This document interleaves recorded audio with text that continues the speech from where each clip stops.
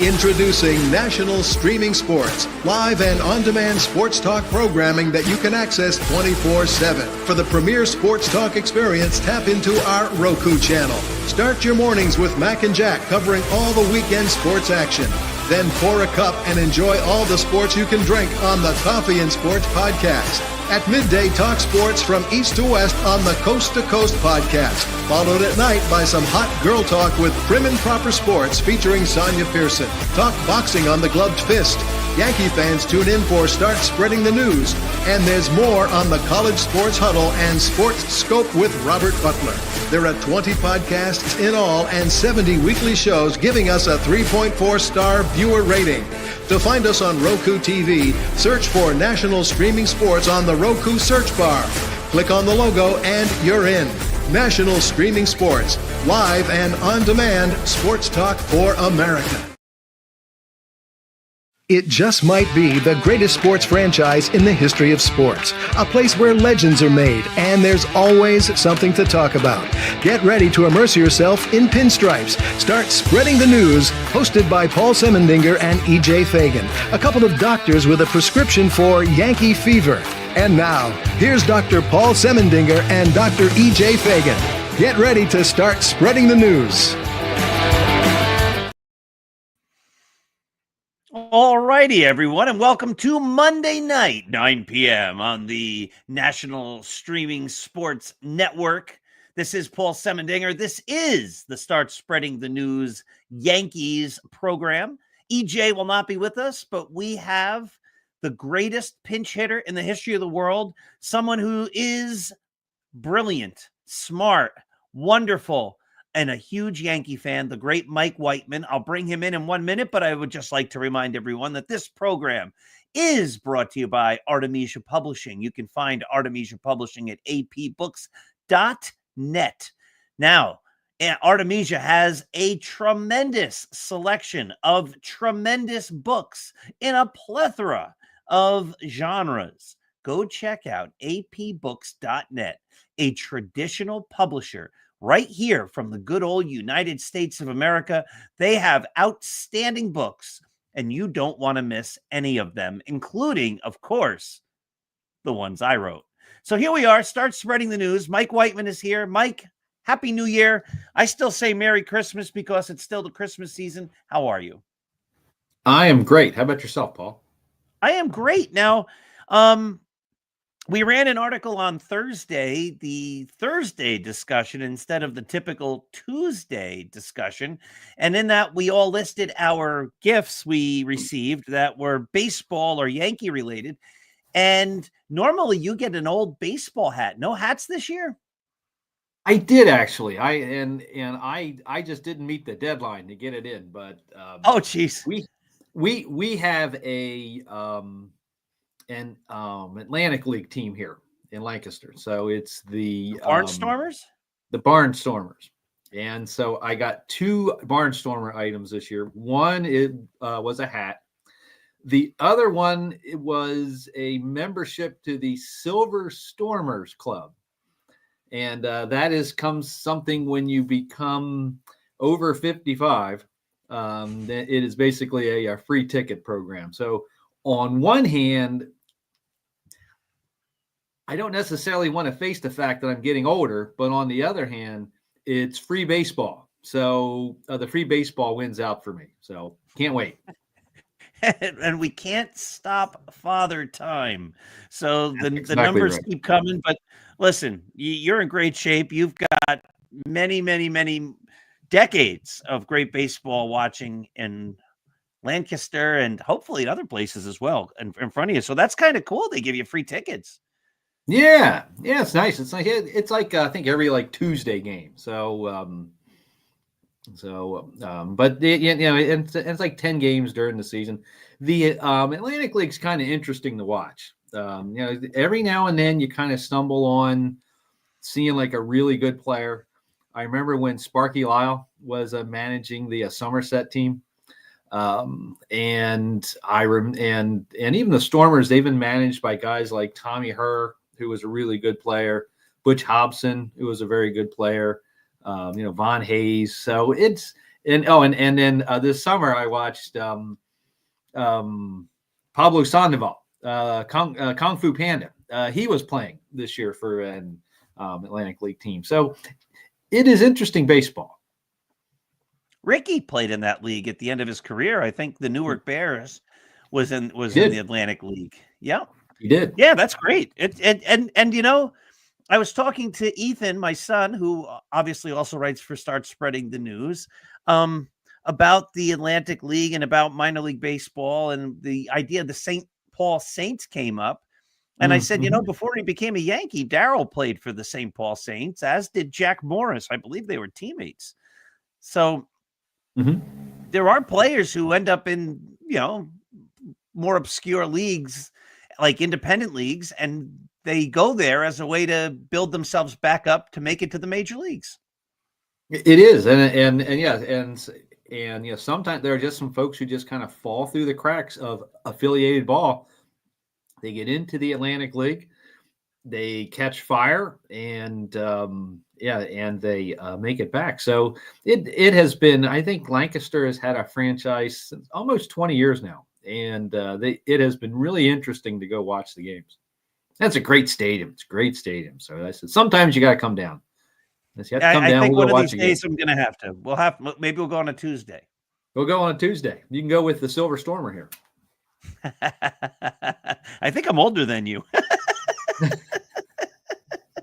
My hair might be whiter though. My hair might be whiter. I don't have hair. Your hair might be whiter, but I'm bald. So, what year were you born, Mr. Whiteman? 69. Yes. All right. So back in 1968, I could tell you what life was like back then. It was a lot different. Back in the day. Back in the day. When's your birthday? May. So it was May. Yeah. So by the time you were by the time you were born, Nixon was president. You know, I grew up in the Johnson administration for 5 months. I can still remember watching The Man on the Moon. I can still watch, yeah. You know, month old. You know, I can still remember. Yeah, I was.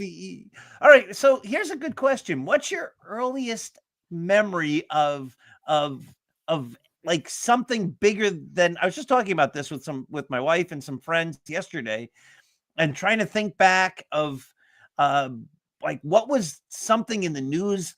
I can kind of remember seeing Vietnam on TV. I couldn't tell you anything about it. But the first thing I really remember was the word Watergate. I remember hearing Watergate, not knowing anything what it was, but I remember people talking about Watergate. How about you? What do you like? You know, digging back into the research. You know, I was just thinking about something like that. And you know, the funny thing is, I think maybe the earliest thing that I have at least a relative vivid memory of is Evel Knievel. Remember Evel Knievel, the Daredevil? Loved Evel Knievel, yes. Oh my gosh. And I remember taking, like, I had like some pictures of Evel Knievel or something. And I remember taking him to my kindergarten show and tell. And so I thought that was like a pretty big deal because I had some Evel Knievel, you know, cutouts from the newspaper. That would have been that'd have been, you know, mid 70s. I think before, I think 73, 74. And so I think that's kind of the earliest memory that I can kind of, you know, harken back on and say, yeah, I you know, have a relatively reliable remembrance of it. And so that would have been kindergarten. So I'd have been 5. Right. So you were kindergarten in probably like 1974. 74. Yes. Yeah. When I was in kindergarten, I was 5 years old. Weren't we all? Yeah, I think I was as well. Yeah. I used to do that with the kids. When I was a principal, I'd go into a second grade classroom and I'd see them, and I'd do that. I'd say, when I was your age, I was in second grade. They're like, huh? That was always fun. Anyway, all right. So we're going to talk a little about the Hall of Fame here, the current Hall of Fame. I think the ballots are due tomorrow night, I think tomorrow night's the last chance that the BBWAA writers have a chance to vote. So just for fun, I'm going to read you the names. Okay. And you can't say yes to more than 10 because you only get 10 votes. Okay. But you're going to say whether or not they belong in the Hall of Fame. I guess we make it more than 10 because sometimes there's more that belong. And if you had a vote, if you were a baseball writer, you would think that this guy's a Hall of Famer. And we can see if we agree. And if we don't agree, we can scream and yell at each other. And then whoever screams loudest wins or something like that. So anyway, this should be fun. I bet you we're going to be agreeing on 99%, but there's always a few that are borderline guys. So we'll start off. It's just going to be in alphabetical order. This is from the Baseball Hall website itself. The 2025 ballot. Bobby Abreu. Yes. Wow. All right. We start off disagreeing. Okay. So I'm going to make a little note here. Yeah. Now again, I think he is a borderline. But he is, if you look at his career, he just gets no love. And I was thinking about this beforehand. So he has 60 WAR in his career. So he has 20 more. All right, so that's the number. Than Parker. His lifetime slash 291, 395, 475, 20. Let's say over almost like about 2,500 hits. 400 stolen bases, 288 home runs. But the thing that knocks him in, why he probably won't get there, at least on the Baseball Writers Association, he only made 2 All-Star games. So, but if you look at his career, and he had a number of seasons of over 5 WAR ends, and so you're thinking, why didn't he get more respect? But so he's in my hall. Interesting. So I'm going to the Jaws page. Bobby Abreu is 22nd. Let's see. All-time in Jaws.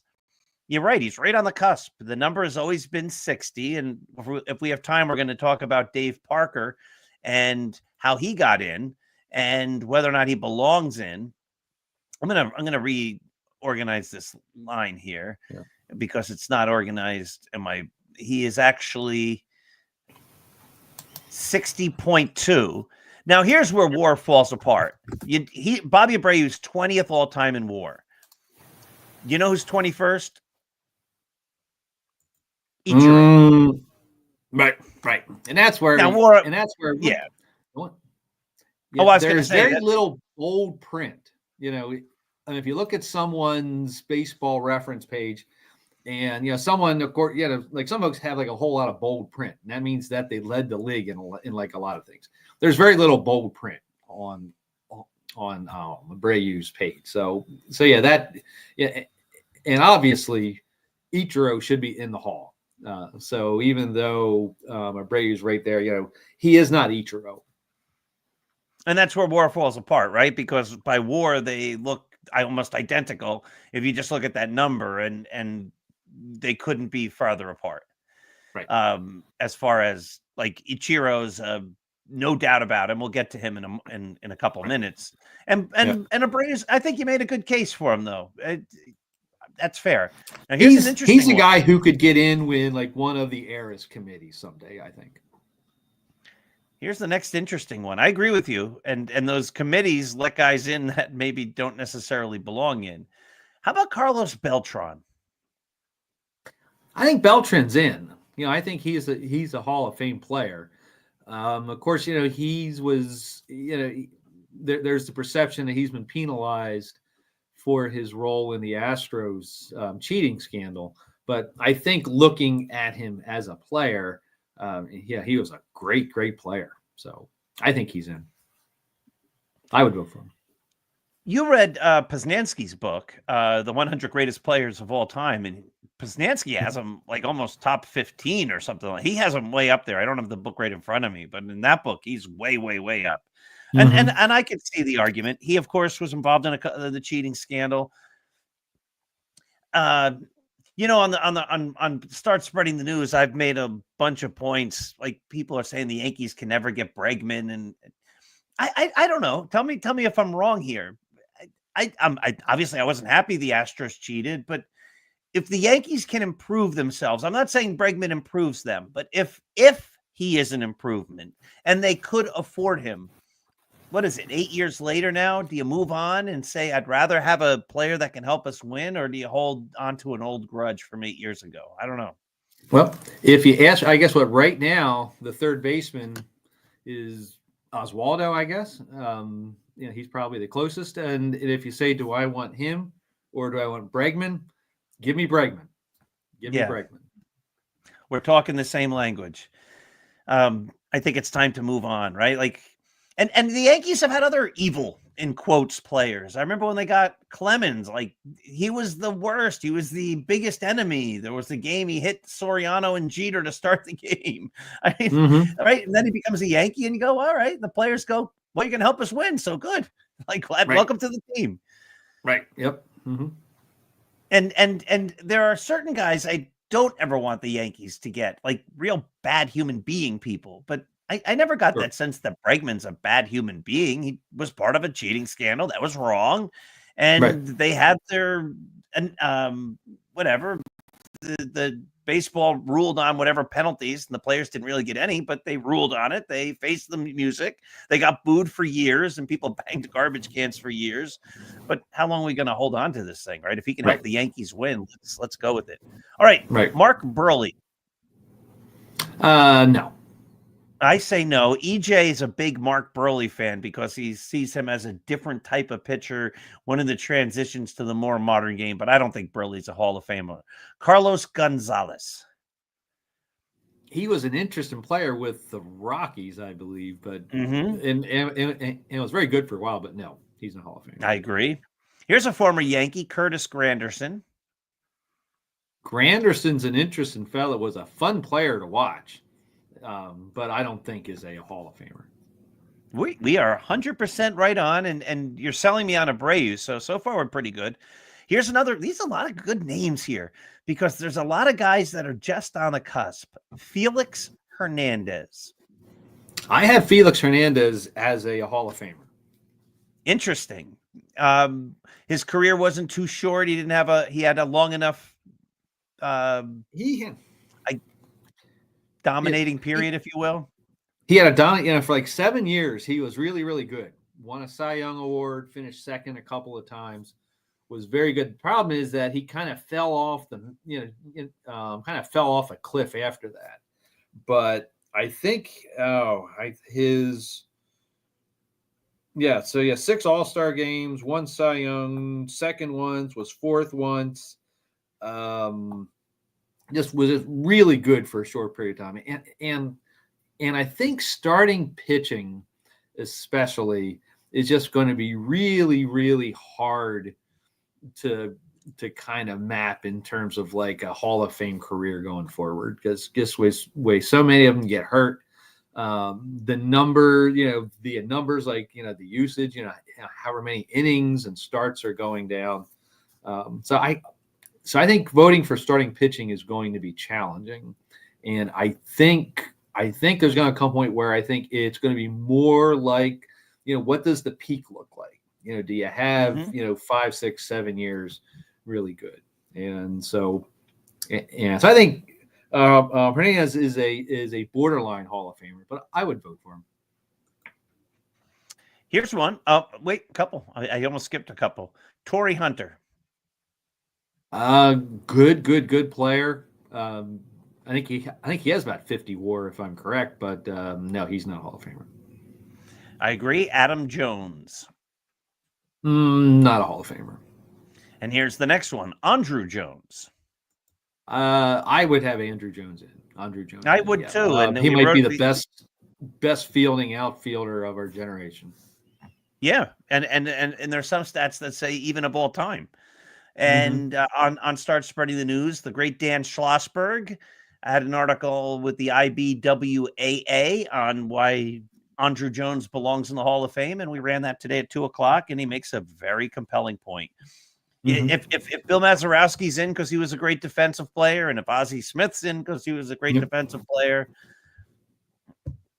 and how do you keep Andrew Jones because he was also a 400 something home runs, and Mhm.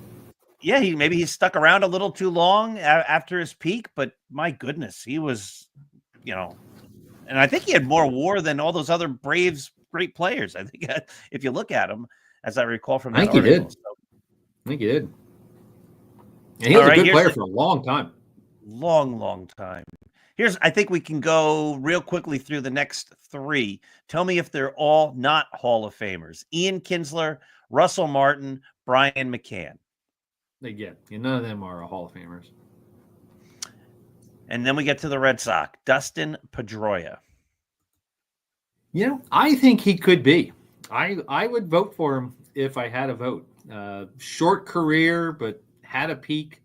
Yeah, he was a Red Sox guy, but he was a really kind of gritty player. So, the emotion might be creeping in on me on that, but I would vote for him.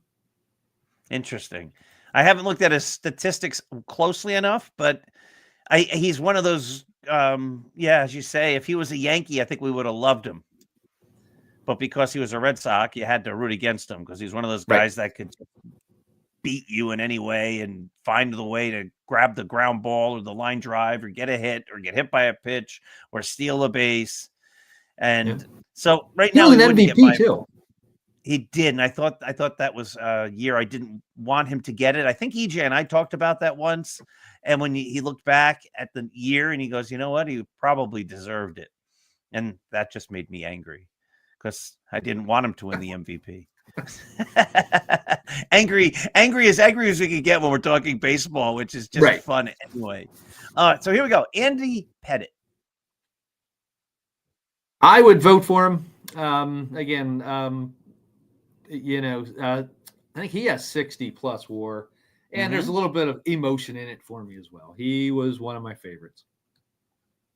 He's always got my vote, 100%. And he was a clutch pitcher in the postseason. He pitched a lot of big games. He did. Hanley Ramirez. No. Now here we get to the steroid questions. Manny Ramirez, his numbers are there. Do you keep him out because he's a steroid guy?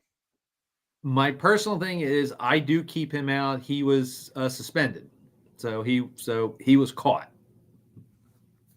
Which means then the next guy, Alex Rodriguez, also doesn't go in? Correct. Okay. Fernando Rodney, I skipped. He's not a Hall of Famer? No, I don't think he'd be a Hall of Famer. Francisco Rodriguez. No, I don't. He's an interesting guy because, of course, he was very, very good in the beginning. He kind of reminds me a little bit of Lee Smith. Lee Smith eventually got into the Hall of Fame. He was one of those guys who bounced around. Lee Smith bounced around to a lot of teams towards the end of his career, and I think Rodriguez is the same. So, I would say probably no.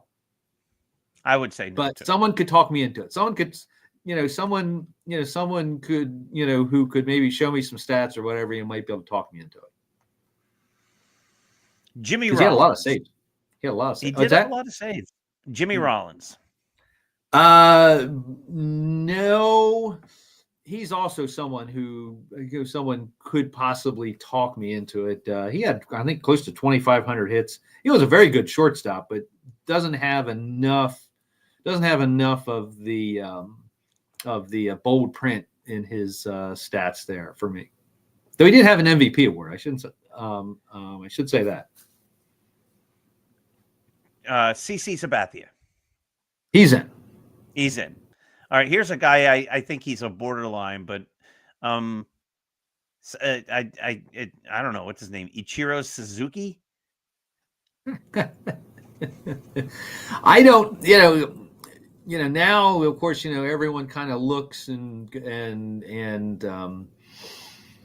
wants to see folks voted in unanimously. And so that's a thing now. Whereas maybe it wasn't before. And I think it's kind of overrated, but I also think what would make someone not vote for Ichiro? I made that point in the blog a couple years ago, and somebody got really mad at me. One of our readers, He was like, "Why? Why does he have to be?" I just said, "Because there's no reason not to vote for him. Why would you leave Ichiro off your ballot? Mm-hmm. He's one of the transcendent players in the game, and he loved. We talk about. I was having this discussion actually with Dan Schlossberg. We were sending emails back and forth a couple of weeks ago because I wrote an article about Dave Parker getting in, and he then wrote back and I did a comparison. You liked the article where I compared guys who won at least one MVP, won at least a number of all-star games, basically matching Parker's career, had more than 40 WAR and had at least one world championship. And then he added a couple names. He said, like, well, Andrew Jones belongs in. I'm like, yeah, but Andrew Jones never won an MVP. And then he said, but Dale Murphy won too. And I said, yeah, but Dale Murphy never won a World Series. So I'm not going to argue those guys, but they don't fit the criteria. So they're not part of the discussion. And he said, but Dale Murphy's one of the great guys in the history of the game, one of the nicest people ever, a good human being. And I agree with that. And I agree that if you're going to keep out certain players because they're bad guys, well, then that same logic has to go the other way. Like, then if there's a borderline guy who's a good guy, you should let him in. And Murphy is good. And I mean, Ichiro has this love of the game. He still plays, right? Mm-hmm. He does. Yeah. And so no, I think he's a transcend. I mean, yeah, he's just, yeah, he is. He, to me, he's just a no-brainer. He's a unique ball player in the history of the game. How many players can we recall in our fandom, our lifetimes as fan, who was like Ichiro?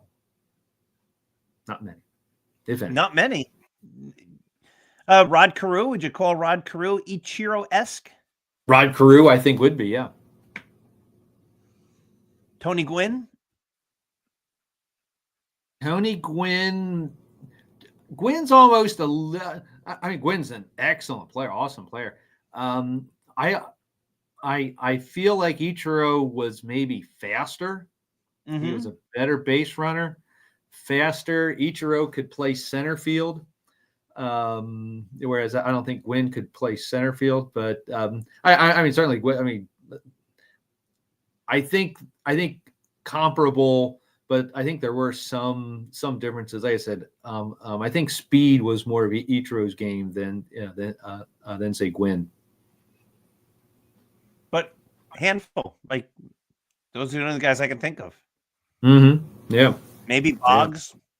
High average. I like the Carew. I like the Carew comparison because again, he kind of had a similar hitting style. Again, your speed was a big part of Carew's game too. So I like that comparison. Oh, thank you. All right. Yeah. So it'll be interesting. I've had this debate with some people, and you could convince me otherwise, but if you're a baseball writer and you make your life writing opinions and taking a stand, that's what baseball writers do. That's how you become part of the BBWAA. You've been writing for decades, and you get a Hall of Fame vote, and you don't vote for Ichiro. I wish that they would have a rule that would say, like, well, explain to us why. Like, give us the reason. Give us the reason you didn't vote for Derek Jeter, the one guy who didn't. Like, I'm not going to vote for you. Well, I don't want people to. I had this whole discussion at a Sabre event a couple of weeks ago, and they're like, yes, but if he would get, people would criticize him and people would complain. I'm like, but that's what he's been doing his whole life, right? Like, I don't know any baseball writers that don't take a stand on something or other and have to answer questions about the stance they took, because that's what you do. Like, you make a point and you say, this is, I'll stand behind it.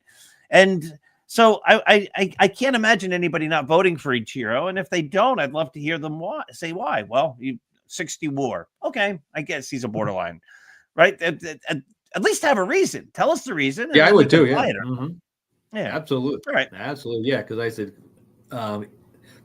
Ichiro just seems to be just a clear no-brainer to me. Just a clear no-brainer. Correct. And I hope he goes in unanimously. All right. Troy Tulowitzki. No, he's an interesting fella. In that he was very good for a period of time, and his WAR is like 44 for his career. So he's an interesting fellow, but I would say no. I'd say no. Chase Utley. Chase Utley, I think, will be a Hall of Famer eventually. Yeah, he has a shorter career, but he had a really, really good peak, and I think was one of the better second basemen of modern times. So I would say yes.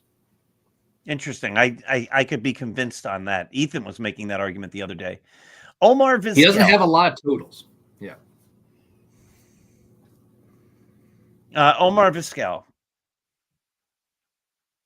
No, I agree. It's interesting. There was a point there where he looked like he was kind of getting in that direction. I think at one point he had over 50% of the vote, but no. All right, we only have a couple more. Billy Wagner. I think he's going to get in, but is he a Hall of Famer? I think so. I think so. I don't know that anybody who was harder to hit, for a long period of time. So I would say yes. David Wright?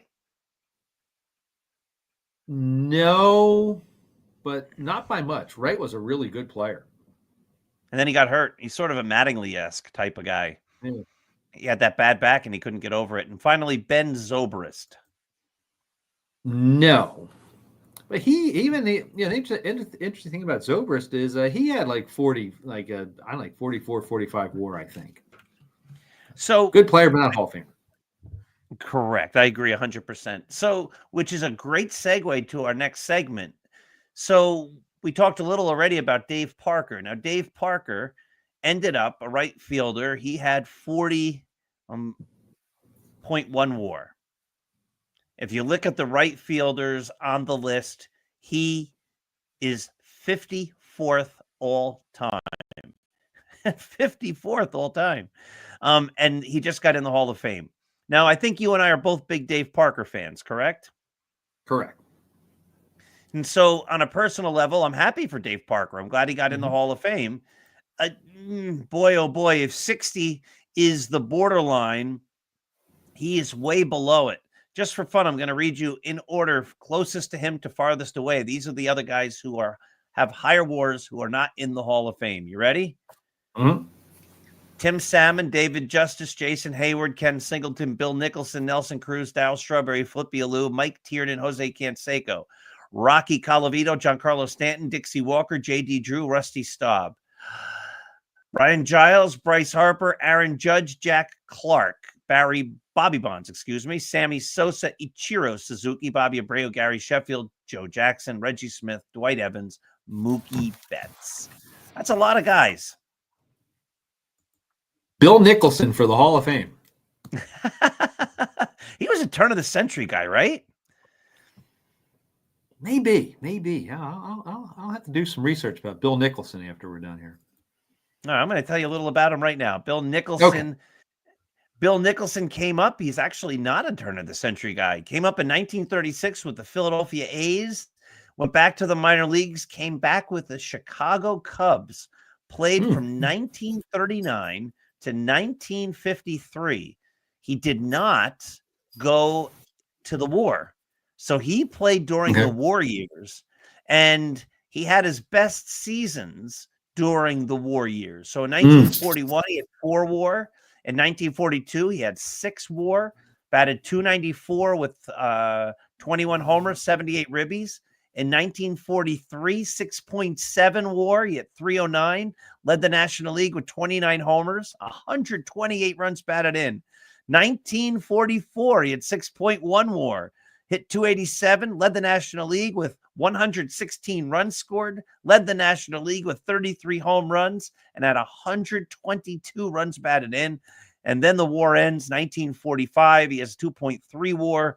1946, 1.2, bounces back a little bit in 1947, leads, hits 244, 26 homers. That's really his last pretty good year. Is the next year, I guess, 48, 19 homers, 49, 11 homers, and then he hung on for a couple more years. Lifetime batting average 268, 235 homers, 948 ribbies, 1,484 hits. So I don't think Bill Nicholson is a Hall of Famer. Yeah, it's interesting career though. Interesting. Yeah. Career. There's a couple guys like that. Hal Newhouser, who stuck around and put up big numbers during the war years. Mm-hmm. I don't know why he didn't go to war, but yeah, I don't know. But yeah, there were some guys. Yeah, there's 4F or whatever they called it, right? They couldn't go because of whatever. So let's go down these right fielders. I read a whole bunch of them.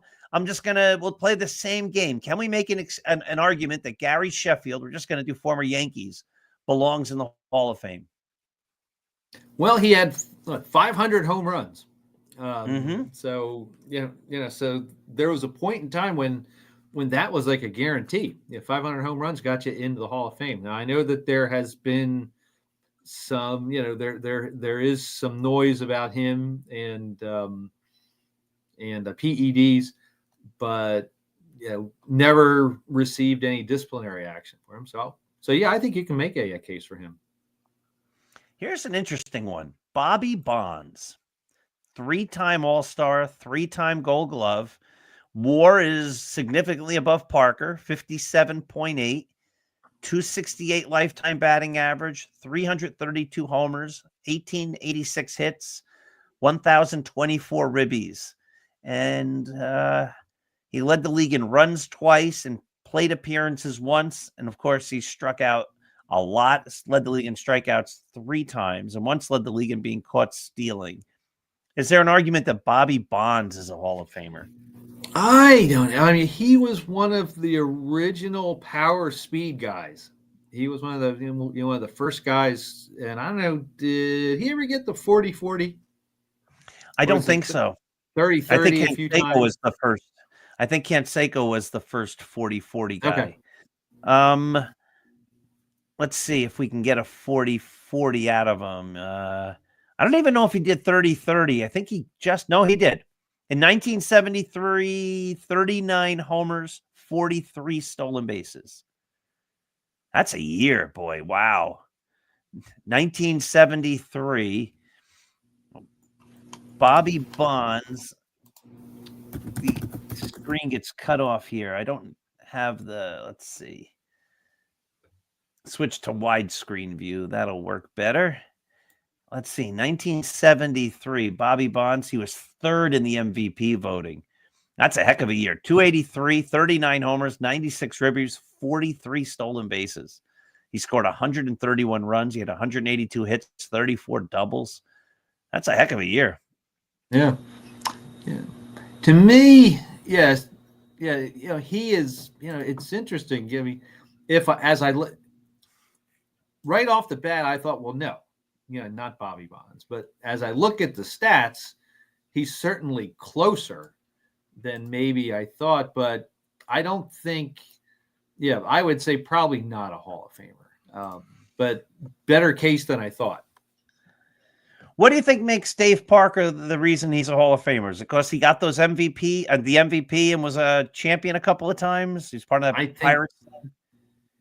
I think he had a peak where he was recognized as the best or one of the very best players in the National League, and I think the 1979 World Series, certainly helped that. The one thing about thinking about a guy like Bonds, he was 3rd in Most Valuable Player, 4th, but never won. It was only an All-Star like 3 times. Interestingly, so I'd say Bonds just doesn't have enough hardware. I would say, and a lot of unfilled potential with Bobby Bonds. So I'm going to switch gears. Go on. Yeah. No, I would just say, if you're going to have a shorter career with, fewer counting stats at the end of the career, I think you need more in the way of, hardware per se. I wouldn't disagree with that at all. So I'm going to read you some names of former Yankees who have more than 40 WAR and played first base. And wondering if the fact that Dave Parker is in, if this helps their Hall of Fame case. And I'm going to start with the guy who's 39th all-time in WAR at first base, who has a lot of that hardware. And his name is Don Mattingly, 42.4 WAR. Does Parker's inclusion, now Mattingly has no World Series wins, but does Parker help Mattingly's case? I think it does help because, again, I think a lot of the value with Parker is that peak that he had. And so, and Mattingly had an excellent peak. So I think it helps. I don't know that it's going to necessarily push him across, but I think it helps. And, with that and the recognition, I mean, Mattingly is universally respected as someone who played the game right. So, I would say that Parker's selection nudges Mattingly a little bit closer. I would agree with that. Yeah, and Mattingly, I think it was Bill James who has that list of the criteria. One of the criteria that he has, I think, calls the Keltner list, is were you ever considered the greatest player in your era? And Parker definitely was. Bonds might have been. He was a little before our time when he was great. But Mattingly definitely was, no? He was, correct. So we go up the list. The next former Yankee who is not in the Hall of Fame, who played first base, who has more than 40 WAR, is Mark Teixeira, 50.6 WAR. Yeah. Now Teixeira, I was not aware that he had that much in the way of WAR. Now, when I think of Teixeira, I don't really leap out and thinking that he's a Hall of Famer. With the Yankees, he had a very, very good first season. His 2009, he was excellent, and I don't know, it might have been he was probably top 5 MVP, I would suspect, that year. But then played well for the Yankees, but not great for the Yankees afterwards. So I would say, yeah. I'm not sure that Parker helps out Teixeira any. I don't think so either. Now here's number 27 all time, higher than Teixeira by just a. Wait a minute. I thought I organized these guys by WAR, and his WAR is almost identical. Somehow the list isn't exactly right. Teixeira has 50.6 WAR. This guy is 50.5. His name is Jason Giambi. Giambi's an interesting fella because he has the 50. He has decent WAR. He has some hardware. He was an MVP. Of course, there's his admission that he took PEDs, and then it's like his image was rehabilitated, because if you remember, he was held up in very high esteem towards the end of his career. I think he played for Cleveland. I think he played for maybe the Rockies, and he was a great mentor, guy on the bench, and so he is a really interesting case. Is he a Hall of Famer? I don't know. Again, he doesn't scream Hall of Fame to me. One thing about the PEDs is that, he has the MVP and certainly has some impressive numbers, but back then it seemed like everybody was having some of those numbers. Yeah, correct. He had big numbers at a time when big numbers were much more commonplace. How about 23rd all time? This guy's WAR, it blows me away. It's as high as it is. 58.2, was a Yankee only briefly, much more known for being a Blue Jay. John Olerud. John Olerud. Yeah. I was looking at it. He fits the bill for, I think, what our other conversation is going to be. about brief Yankee tenures, but Mm-hmm. he was a really good, very interesting player. Again, doesn't have that peak per se. I don't think he was ever a MVP. But yeah, good player, but I don't necessarily think Hall of Fame. I don't either. And again, I think we're showing where war, you could accumulate a lot of war, and there's can be players way lower than you. Parker's a good example. Ichiro's a great example. Mattingly is an example of players who are much more important or much more dominant and much more impactful, who have lesser war because their careers were shorter or whatever. Well, So let's and let's get into that other discussion, because you and I were having some fun before. I'd suggested that at the end of the program, we'd have some time to just talk about guys who were great, great, great baseball players who were Yankees for only a minute. So as we let everybody in the audience think of players like that, maybe they could send some into the comments. And as you think of a couple more, I'm just going to read everybody some coming events from the Society of American Baseball Research. I'm going to put up a little special banner here because we have a brand new logo. This is the Elysian Fields chapter of Northern New Jersey. I am now the vice president of that chapter. And we have a great president, Donna Muscarella. And we have some great events coming up on Wednesday, January 8th. If you go to Start Spreading the News, you can get all the information on this. Dan Chachowski, who wrote a book and did a lot of study on Bruce Springsteen and his song Glory Days, he is going to be talking live to everyone. You can interact with him. That'll be on Wednesday, January 8th. On Tuesday, January 14th, Dan Evans, the very first person to scout Ichiro for an MLB team, will be talking to everyone on Zoom, January the 14th. On January 22nd on Zoom, author John Hussman, who wrote a book about the great catcher Roger Brashenin. I never knew quite how to say his name. Great catcher for the New York Giants. He'll be talking. And on January 25th at Hinchcliffe Stadium, there's going to be a baseball card event, a show and a discussion about baseball cards. Free parking. It's at Hinchcliffe Stadium in Patterson. That's Saturday, January 25th at 9 a.m. We have a couple other big events. We have a Larry Doby event coming up in February. We have another event at the Yogi Berra Museum coming up in March. But go to Start Spreading the News. Look at the Elysian Fields Sabre banner, which is right there. It's the #1 article on the site right now. And you can be a member of Sabre, as Mike and I both are. Or you can just be a baseball fan. You do not need to be a member of the Society of American Baseball Research in order to take part in these events. Now, we would hope that when you go, you say, wow, there's so much fun. There's so many great people. I'd love to join.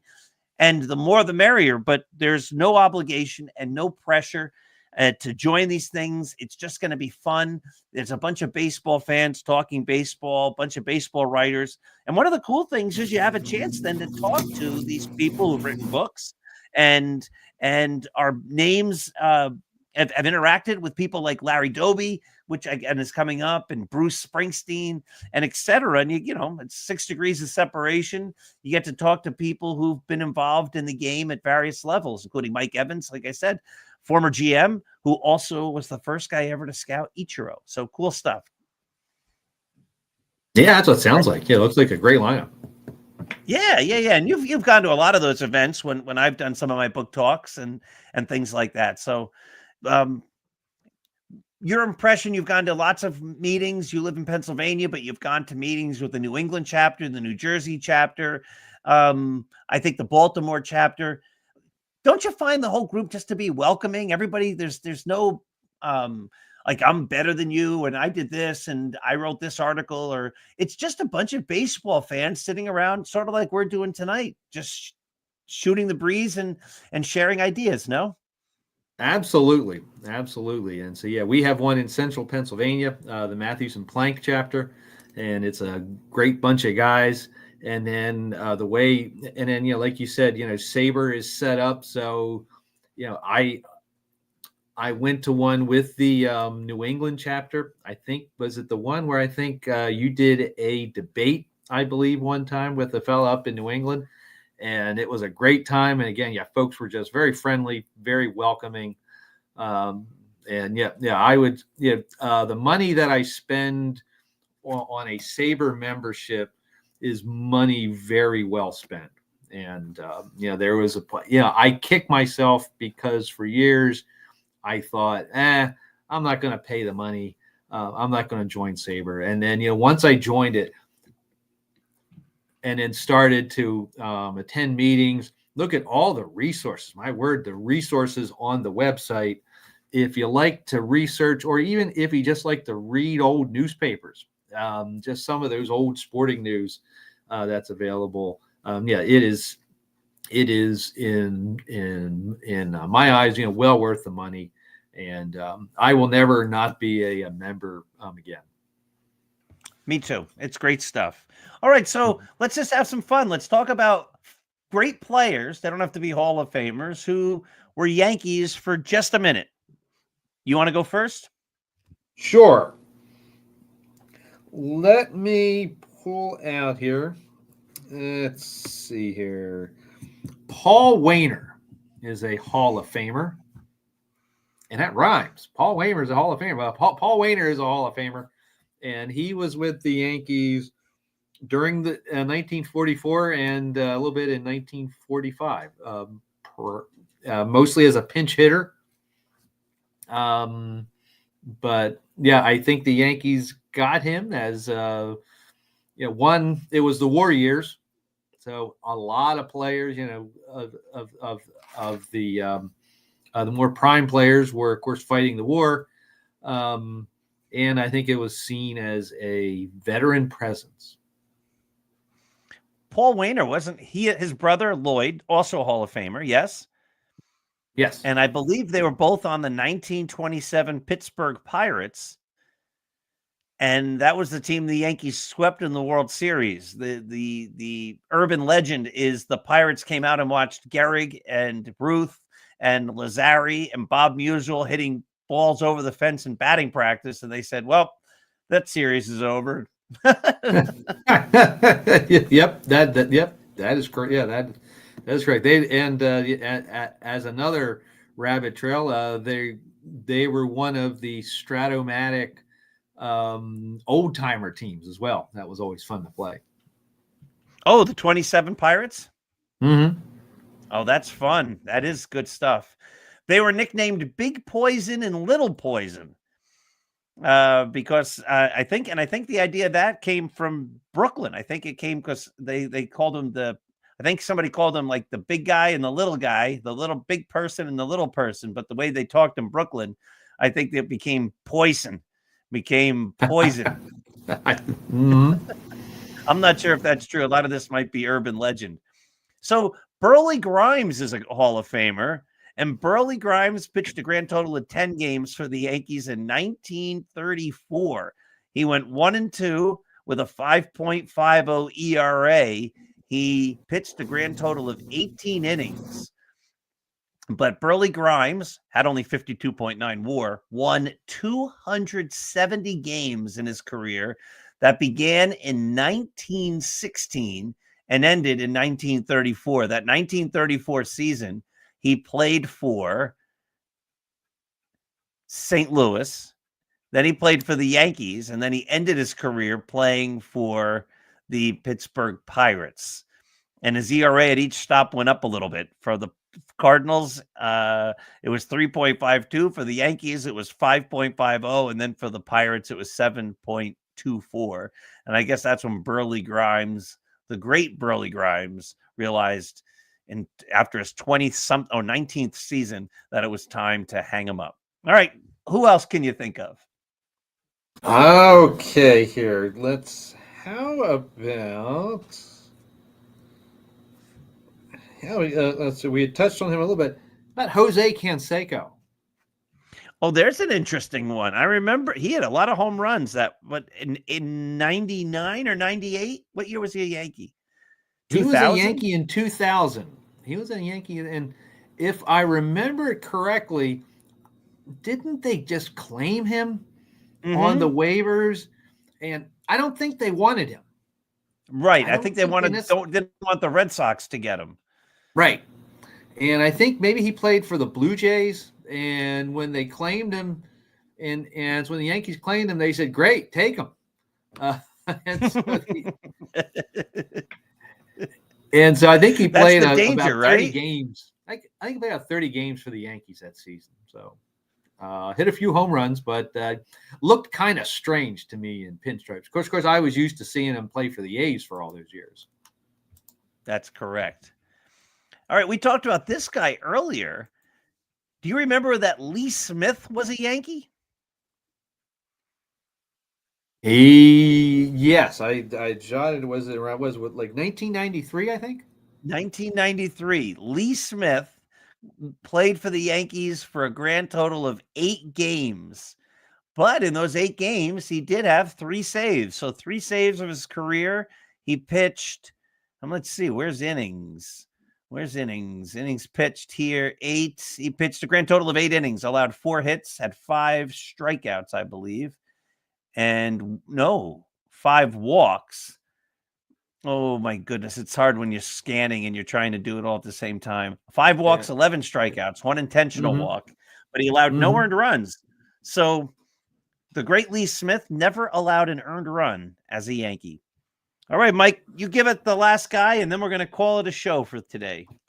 All righty here. How about let's go back in time here. How about Lou Burdett?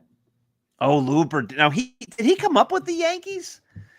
He came up with the Yankees, so he's kind of He beat reversed them there. So twice, right? Or 3 times? what's that? I believe Lou Burdett beat the Yankees 2 or 3 times in the 1957 World Series. Yes. Yeah, the Yankees traded him, I believe, for Johnny Sane because the Sane was, Sane was he was that veteran pitcher that the Yankees needed maybe around like 1951 or so. And so they were looking for a veteran pitcher, and so of course, Burdett was young. Most had he pitched a very, very short while for the Yankees. So he was traded by the Yankees with $50,000 for Johnny Sane. He had pitched 2 games for the Yankees in 1950. Traded for Sane, and he came back and so he haunted the Yankees, like you said, in the 57 World Series. Won 3 games against I just looked it up. He won 3 games against the Yankees, Lou Burdett. Now Sane was a pretty decent pitcher. Sane was a pretty helpful pitcher for the Yankees. So it's one of those deals, like we talk about it a lot now. It's like, do you trade a young player for the veteran? And there's a lot of time where you do. So yeah, and Johnny Sane helped the Yankees win, and of course he was the famous pitcher, the other half of the Spawn and Sane and Pray for Rain with the Milwaukee Braves. That's right. Was that right? I think it was the Milwaukee, not the Boston Braves. But Mike, we came all the way up to the top of the hour. 58 minutes and 58 seconds we're at, so it's time to wrap this thing up. Thank you. This was always fun. I love talking baseball with you. Hope everyone enjoyed it. Everybody, if you have a chance, go to Artemisia Publishing, apbooks.net. Find those great books like Roy White's autobiography. It was just his 81st birthday, From Compton to the Bronx. Thank you for watching. Happy New Year. We'll be right back here next Monday night at 9 p.m. Have a great night, everyone.